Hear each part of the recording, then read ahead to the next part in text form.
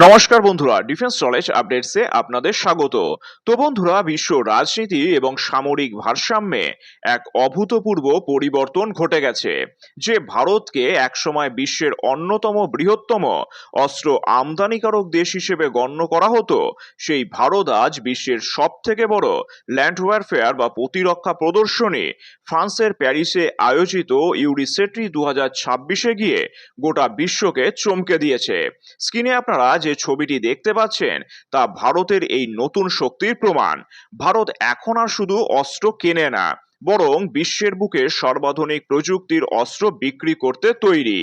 আর এই প্রদর্শনীতে ভারতের এই শক্তিশালী পদার্পণ কিভাবে ভারতের শত্রুদের রাতের ঘুম উড়িয়ে দিয়েছে এবং ভুল রাজনীতির কবলে পড়া দেশগুলো কিভাবে এর ফাঁদে পড়তে চলেছে তা নিয়েই আজকে আমাদের এই পুঙ্খানুপুঙ্খ বিশ্লেষণ।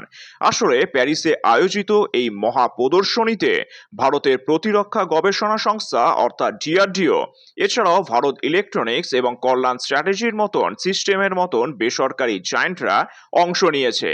সেখানে সব থেকে বড় আকর্ষণ ছিল MARG-39 নামক 155 ক্যালিবারের একটি মাউন্টেন আর্টিলারি গান। এবং এই আর্টিলারি গানটি 4x4 ট্রাক মাউন্টেন সিস্টেম। সাধারণ ভারী কামানের মতন একে টেনে নিয়ে যেতে হয় না, বরং এটি যে কোনো পাহাড়ি বা দুর্গম অঞ্চলে নিমেষের মধ্যে চলে যেতে পারে। আর আধুনিক যুদ্ধের মূল মন্ত্র হলো শুট অ্যান্ড স্কুট, অর্থাৎ গুলি করো এবং দ্রুত স্থান পরিবর্তন করো। শত্রুপক্ষ পাল্টা আঘাত করার আগেই MARG-39 এর অবস্থান পরিবর্তন করতে সক্ষম, যা দুর্গম সীমান্তে ভারতীয় বাহিনীকে অপরাজেয় করে তুলবে। এছাড়াও ভারত সেখানে প্রদর্শন করেছে পিনাকা গাইডেড রকেট সিস্টেম এবং রুদ্রম-1 অ্যান্টি রেডিয়েশন মিসাইল, এছাড়াও এয়ার ডিফেন্স সিস্টেমের। আর এই প্রদর্শনীর মাধ্যমে ভারতের অর্থনীতি এবং রণকৌশলগত ক্ষেত্রেও বিশাল জোয়ার আসতে চলেছে। ভারত এখন আর আমদানির ওপর নির্ভরশীল নয়।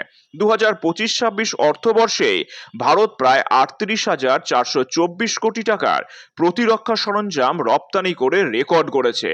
আর এই প্রদর্শনীর ফলে ইউরোপ, আফ্রিকা ও মধ্যপ্রাচ্যের দেশগুলো ভারতীয় অস্ত্রের প্রতি প্রবলভাবে আকৃষ্ট হচ্ছে। অস্ত্র কারখানা ও গবেষণা বৃদ্ধির ফলে দেশের অভ্যন্তরে লাখ লাখ উচ্চমানের কর্মসংস্থান সৃষ্টি হচ্ছে এবং কোটি কোটি ডলারের বিদেশি মুদ্রা ভারতের কোষাগারে ঢুকছে।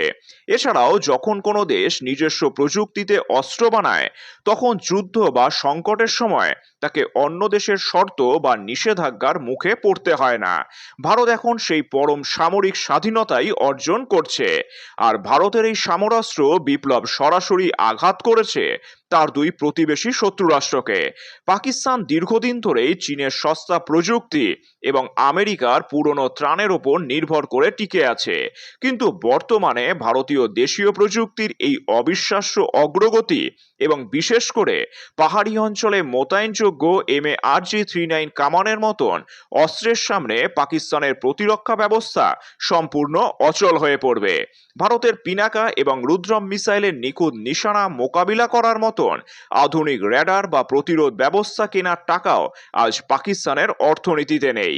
চীন এতদিন ধরে আফ্রিকা এবং এশিয়ার গরিব দেশগুলোর কাছে সস্তা ও নিম্নমানের অস্ত্র বিক্রি করে সামরিক প্রভাব বিস্তার করত, কিন্তু এখন ভারত আন্তর্জাতিক মানসম্পন্ন, নির্ভরযোগ্য এবং সাশ্রয়ী মূল্যের প্রতিরক্ষা ব্যবস্থা যেমন পিনাকা ও আকাশ মিসাইল বিশ্ববাজারে নিয়ে আসায় চীনের এই একচেটিয়া বাজার বন্ধ হতে চলেছে।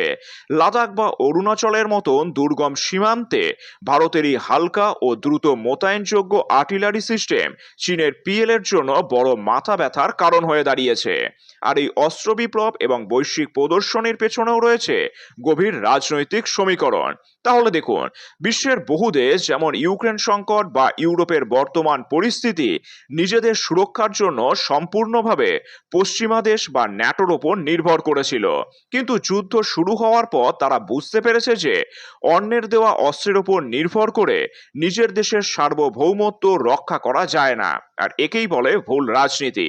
ভারতের এই MARG-39 এবং অন্যান্য অস্ত্রগুলো ন্যাটো স্ট্যান্ডার্ড 155 মিলিমিটার গোলা বারুদ ব্যবহার করতেও সক্ষম। এর রাজনৈতিক অর্থ অত্যন্ত গভীর। ইউরোপের যেসব দেশ রাশিয়ার ভয়ে কাঁপছে এবং পশ্চিমা অস্ত্রর দীর্ঘ লাইনে অপেক্ষা করছে, তারা এখন সরাসরি ভারতের থেকে এই প্রযুক্তি কিনতে পারবে। আর ভারত প্রমাণ করে দিয়েছে যে সঠিক রাজনীতি হলো কারো ওপর নির্ভরশীল না হয়ে নিজেকে সামরিক দিক থেকে স্বয়ং সম্পূর্ণ করা।